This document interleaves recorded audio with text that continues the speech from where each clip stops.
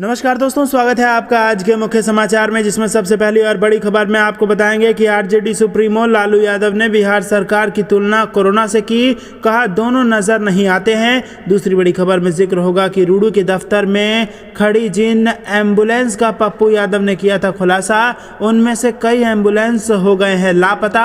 और तीसरी बड़ी खबर में जिक्र होगा कि बिहार में नीतीश कुमार को सुशील मोदी की नसीहत, वैक्सीन के लिए सिर्फ केंद्र पर निर्भर मत रहो। दोस्तों, हर एक खबर की गहराई में आपको ले जाएंगे, लेकिन उससे पहले अगर आप भी मोदी सरकार की नीतियों का खुलकर विरोध करते हैं तो आप अभी इस वीडियो को लाइक कीजिए और इस लाल बटन को दबा के चैनल को फ्री में सब्सक्राइब करके घंटी बजाकर कमेंट में लिखिए जय हिंद। दोस्तों, रुक करते हैं तमाम बड़ी खबरों की तरफ। आरजेडी सुप्रीमो लालू यादव ने बिहार सरकार की तुलना कोरोना से की, कहा दोनों नजर नहीं आते हैं। जी हां दोस्तों, आरजेडी सुप्रीमो लालू यादव ने गुरुवार को बिना नाम लिए बिहार के मुख्यमंत्री नीतीश कुमार पर हमला बोला है। लालू ने ट्वीट कर कहा है कि कोरोना और बिहार सरकार में कुछ समानताएं हैं, दोनों जनजीवन के लिए खतरनाक है और दोनों अदृश्य हैं। इससे पहले बक्सर के चौसा में नदी में मिली लाशों को लेकर भी लालू ने नीतीश सरकार पर तंज कसा। अपने ट्वीट में लालू ने कहा कि जीते जी दवा, ऑक्सीजन, बेड और इलाज नहीं दिया, मरने के बाद लकड़ी, 2 गज कफन और जमीन भी नसीब नहीं हुआ। दुर्गति के लिए शवों को गंगा में फेंक दिया, कुत्ते लाशों को नोच रहे हैं, हिंदुओं को दफनाया जा रहा है। कहां ले जा रहे हैं देश और इंसानियत को।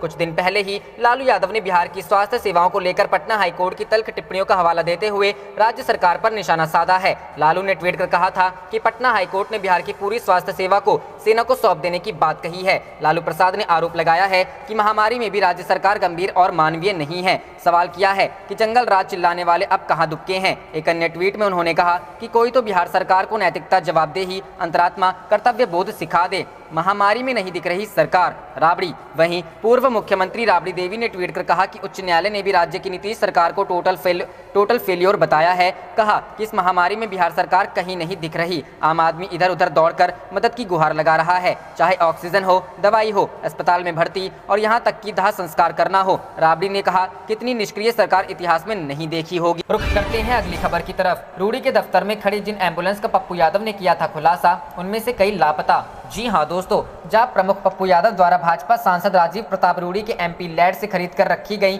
तमाम एम्बुलेंसों को मीडिया के सामने सार्वजनिक करने के बाद शुरू हुआ विवाद थमने का नाम नहीं ले रहा है। इस वाकये के बाद सारण के भाजपा सांसद राजीव प्रताप रूडी ने इस बाबत न सिर्फ प्रेस रिलीज कर पप्पू यादव का जवाब दिया, बल्कि पप्पू यादव के आपराधिक इतिहास की भी याद दिलाई। साथ ही वीडियो बयान जारी कर सभी एम्बुलेंसों के लिए चालकों की व्यवस्था कर सारण में चलवाने की चुनौती भी दे डाली। रूडी के द्वारा दी गई इस चुनौती के जवाब में अगले ही दिन पप्पू यादव ने मीडिया के कैमरों के सामने ही चालकों की परेड करवा डाली। इसके बाद रूडी के समर्थकों द्वारा सोशल मीडिया सहित तमाम प्लेटफॉर्म पर पप्पू यादव के खिलाफ अभियान चलाया जाने लगा। दोनों पक्षों के समर्थक एक दूसरे से सोशल मीडिया पर भिड़ंत में लगे रहे। इस मामले पर नीतीश सरकार ने 2 कदम आगे बढ़ाते हुए पप्पू यादव को महामारी एक्ट का उल्लंघन करने के आरोप में उनको पटना स्थित आवास से उठाकर थाने में लगभग 9 घंटे तक डिटेन किया और उसी रात लगभग 32 वर्ष पुराने अपहरण के मामले में मधेपुरा पुलिस द्वारा गिरफ्तार करके रातों रात जेल में न्यायिक हिरासत में भेज दिया। रूडी के एमपी लेड फंड से अनुशंसित पंचायत एम्बुलेंस सेवा के एम्बुलेंसों की खबर आज तक पर चलने के बाद जब आज विश्व प्रभा केंद्र का जायजा आज तक संवाददाता ने लिया तो यह देखने में आया कि यहां सिर्फ 8 एम्बुलेंस ही पड़ी है, जिसमें 3 एम्बुलेंस को तथाकथित रूप से रूडी के समर्थकों के कथनानुसार पप्पू यादव ने अपने समर्थकों से क्षतिग्रस्त करवाया है। इन्हीं क्षतिग्रस्त एम्बुलेंसों को आधार बनाकर स्थानीय अमनौर थाने में पप्पू यादव के खिलाफ प्राथमिकी भी दर्ज की गई है। साथ ही अमनौर सीईओ द्वारा भी महामारी के दौरान बिना पास की गाड़ियों के काफिले के साथ घूमने के कारण प्राथमिकी दर्ज करवाई गई है। मामला सामने आने वाले दिन जितनी तादाद में एम्बुलेंस रखी थी, आज उनमें से बहुत सारी एम्बुलेंस यहां से हटा दी गई हैं। हटाकर कहाँ रखी गई हैं, इस संबंध में कोई भी ऑन कैमरा या ऑफ कैमरा कुछ भी बोलने को तैयार नहीं है। रूडी की मीडिया सेल देखने वाले व्यक्ति को भी फोन करने पर उनके द्वारा फोन नहीं उठाया गया। इस कोरोना काल में जहां एक एम्बुलेंस के लिए मारामारी है, वहां इस तरह की घटनाएं काफी कुछ सोचने पर मजबूर कर देती हैं। इस वैश्विक महामारी में स्थानीय भाजपा सांसद की इस भूमि कहीं न कहीं सवालिया निशान ही लग रहा है। रुख करते हैं अगली खबर की तरफ। बिहार, नीतीश कुमार को सुशील मोदी की नसीहत, वैक्सीन के लिए सिर्फ केंद्र पर निर्भर मत रहो। जी हां दोस्तों, पिछले साल तक बिहार में नीतीश मंत्रिमंडल में शामिल रहे भाजपा के नेता और राज्यसभा सांसद सुशील कुमार मोदी ने आज बुधवार को बिहार के मुख्यमंत्री नीतीश कुमार को नसीहत देते हुए कहा कि केवल केंद्र सरकार और स्वदेशी टीके पर निर्भर रहने की बजाय राज्य सरकार को दुनिया के किसी भी देश से कोरोना टीका प्राप्त करने के लिए ग्लोबल टेंडर निकालने पर विचार करना चाहिए। बिहार के पूर्व उप मुख्यमंत्री मोदी ने अपने आधिकारिक ट्विटर हैंडल से ट्वीट कर लिखा, 18 से ज्यादा उम्र के सभी लोगों को कोरोना का टीका लगाने की शुरुआत होने से 11 करोड़ की आबादी वाले बिहार को वैक्सीन की लाखों वायल की जरूरत पड़ेगी। ऐसे में केवल केंद्र सरकार और स्वदेशी टीके पर निर्भर रहने की बजाय राज्य सरकार को दुनिया के किसी भी देश से कोरोना टीका प्राप्त करने के लिए ग्लोबल टेंडर निकालने पर विचार करना चाहिए। उन्होंने एक अन्य ट्वीट में लिखा, आंध्र प्रदेश, उड़ीसा, उत्तर प्रदेश, दिल्ली, कर्नाटक, तेलंगाना जैसे कई राज्यों ने कोरोना वैक्सीन के सीधे आयात की संभावना पर विचार के लिए उच्च स्तरीय समिति बनाई है। आंध्र के मुख्यमंत्री ने प्रधानमंत्री नरेंद्र मोदी से ग्लोबल टेंडर निकालने के मुद्दे पर अनुरोध किया है।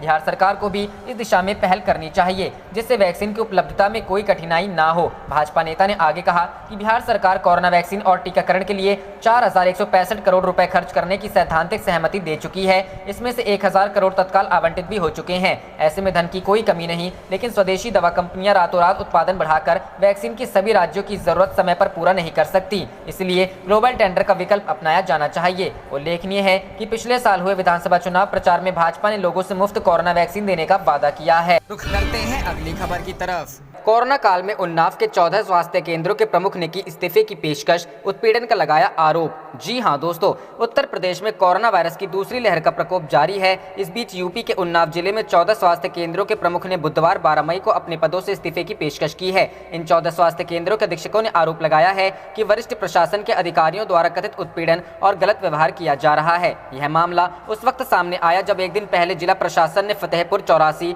और असोहा प्राथमिक स्वास्थ्य केंद्रों के प्रभारी अधिकारियों को हटा दिया है। हालांकि जिला प्रशासन ने आरोपों से इनकार किया है और दावा किया कि दोनों अधीक्षकों को नीति के अनुसार ट्रांसफर कर दिया गया है। विवाद को सुलझाने के लिए जिला मजिस्ट्रेट रविंद्र कुमार ने आज गुरुवार को अपने कार्यालय में सभी 14 स्वास्थ्य केंद्र के अधिकारियों को एक बैठक के लिए बुलाया है। 14 स्वास्थ्य केंद्र के अधीक्षकों द्वारा इस्तीफा की पेशकश करने वालों में 4 सामुदायिक स्वास्थ्य केंद्रों के अधीक्षक हैं, वहीं 10 प्राथमिक स्वास्थ्य केंद्रों के प्रभारी हैं। इंडियन एक्सप्रेस में छपी रिपोर्ट में यह दावा किया गया है। प्रोविजनल मेडिकल सर्विस के जिला महासचिव और गंज मुरादाबाद के स्वास्थ्य केंद्र के प्रमुख डॉक्टर संजीव कुमार ने कहा है, हमें यह कदम उठाने के लिए मजबूर किया जा रहा है क्योंकि पिछले साल से 24 घंटे काम करने के बावजूद हमें नियमित रूप से परेशान किया जा रहा है और प्रशासनिक अधिकारियों द्वारा जेल भेजे जाने की धमकी भी दी जा रही है। वे हमें झूठा आरोप लगाकर डांटते हैं कि हम जिम्मेदारी से काम नहीं कर रहे हैं। गंज मुरादाबाद के स्वास्थ्य केंद्र के प्रमुख डॉक्टर संजीव कुमार ने भी इस्तीफा देने की पेशकश की है। रुख करते हैं अगली खबर की तरफ। ऑक्सीजन और कोरोना वैक्सीन लेकर लापता हुए पीएम नरेंद्र मोदी। राहुल गांधी। जी हां दोस्तों, कांग्रेस नेता राहुल गांधी ने कोरोना संकट को लेकर एक बार फिर से पीएम नरेंद्र मोदी पर सीधा हमला बोला है। राहुल गांधी ने ट्वीट किया है कि PM Narendra Modi vaccine, oxygen और दवाओं के साथ गायब हो गए हैं। अब सिर्फ सेंट्रल विस्टा, दवाओं पर जीएसटी और पीएम के फोटो ही बचे हैं। राहुल गांधी ने ट्वीट किया है, वैक्सीन, ऑक्सीजन और दवाओं के साथ पीएम भी गायब हैं, बचे हैं तो बस सेंट्रल विस्टा, दवाओं पर जीएसटी और यहाँ वहाँ पीएम के फोटो। इस तरह राहुल गांधी ने कोरोना की दूसरी लहर के बीच ऑक्सीजन की कमी और वैक्सीन की सप्लाई कम होने को लेकर निशाना साधा है। राहुल गांधी बीते कई दिनों से पीएम नरेंद्र मोदी पर लगातार हमलावर हैं। कोरोना की दूसरी लहर के दौरान पीएम नरेंद्र मोदी की विशाल रैलियों को लेकर भी राहुल गांधी ने तंज कसा था। इससे पहले बुधवार को सोनिया गांधी समेत विपक्ष के कई नेताओं ने पीएम नरेंद्र मोदी को खत लिखकर सेंट्रल विस्टा प्रोजेक्ट पर रोक लगाने की मांग की थी। इसके तहत नया संसद भवन और पीएम आवास आदि का निर्माण हो रहा है। विपक्षी नेताओं ने मांग की है कि केंद्र सरकार को कोरोना काल में इस प्रोजेक्ट पर रोक लगाकर वैक्सीन की सप्लाई और अस्पतालों के इंफ्रास्ट्रक्चर को मजबूत करने पर खर्च बढ़ाना चाहिए। इस बीच गुरुवार को बीते 24 घंटे में देश भर में 3.62 लाख नए कोरोना केस दर्ज किए गए हैं। भारत में अब तक कोरोना संक्रमण के कुल 2 करोड़ 37 लाख से ज्यादा केस सामने आ चुके हैं। अब तक देश भर में कोरोना के चलते 2,58,317 लोगों की मौत हुई है। इनमें से 24 घंटे में ही 4,120 लोगों की मौत हुई है। इस बीच विश्व स्वास्थ्य संगठन का कहना है कि भारत में राजनीतिक और सामाजिक कार्यक्रमों में भारी जुटान के चलते कोरोना की दूसरी लहर तेज हुई है। यही नहीं, विश्व स्वास्थ्य संगठन ने कहा है कि भारत में मिल रहे नए वेरिएंट का पहला केस अक्टूबर 2020 में देखने को मिला था। रुख करते हैं अगली खबर की तरफ। पश्चिम बंगाल में बड़ा खेला, भाजपा के 2 विधायकों ने इस्तीफा दिया, संख्या घटकर हुई 75। जी हां दोस्तों, पश्चिम बंगाल में विधानसभा चुनाव परिणाम घोषित होने के 10 दिन बाद भी सियासी संग्राम थमता हुआ नजर नहीं आ रहा है। चुनाव के बाद पश्चिम बंगाल के कई इलाकों में हुई हिंसा को लेकर भाजपा, जहां सत्तारूढ़ टीएमसी के ऊपर हमलावर है, वहीं ममता सरकार इसे एक साजिश बता रही है। हिंसा की घटनाओं को लेकर शपथ ग्रहण समारोह में भी सीएम ममता बनर्जी और राज्यपाल के बीच आरोप प्रत्यारोप होते हुए नजर आए। इस बीच एक बड़ी खबर यह है कि पश्चिम बंगाल में भाजपा के 2 विधायकों ने इस्तीफा दे दिया है, जिसके बाद विधानसभा में पार्टी के सदस्यों की संख्या 77 से घटकर 75 हो गई है। भाजपा के टिकट पर विधानसभा चुनाव जीते निशित प्रामाणिक और जगन्नाथ सरकार ने बुधवार को अपनी सदस्यता से इस्तीफा दे दिया। दरअसल पश्चिम बंगाल के चुनाव में भाजपा ने अपने 5 सांसदों को भी विधानसभा का टिकट देकर मैदान में उतारा था। इनमें से भाजपा सांसद निशित प्रामाणिक और जगन्नाथ सरकार ने विधानसभा चुनाव में जीत हासिल की। हालांकि जीत के बाद बुधवार को पार्टी आलाकमान के निर्देश पर निशित प्रामाणिक और जगन्नाथ सरकार ने अपना इस्तीफा स्पीकर को सौंप दिया। वहीं निशित प्रामाणिक और जगन्नाथ सरकार के इस्तीफे को लेकर टीएमसी ने भाजपा पर निशाना साधा है। टीएमसी ने इस मामले पर कहा कि भाजपा लोकसभा में अपने आप को सुरक्षित रखना चाहती है, इसलिए अपने सदस्यों से इस्तीफे दिलवाए हैं। इसके साथ ही राज्य में भाजपा विधायकों को केंद्रीय सुरक्षा दिए जाने के मामले पर टीएमसी ने कहा कि यह जनता के टैक्स के पैसे का दुरुपयोग है। आपको बता दें कि निशित प्रामाणिक और जगन्नाथ सरकार सहित कुल 5 सांसदों को भाजपा ने विधानसभा का टिकट देकर चुनाव मैदान में उतारा था। भाजपा नेतृत्व को उम्मीद थी कि पश्चिम बंगाल में अगर पार्टी की सरकार बनी तो ये सांसद उसमें अहम भूमिका निभा सकते हैं। हालांकि चुनाव में भाजपा को हार का सामना करना पड़ा, जिसके बाद पार्टी ने तय किया कि दोनों सांसदों को विधानसभा से इस्तीफे दिलवाया जाए। आप देख रहे थे आपका अपना चैनल जय हिंद जय भारत।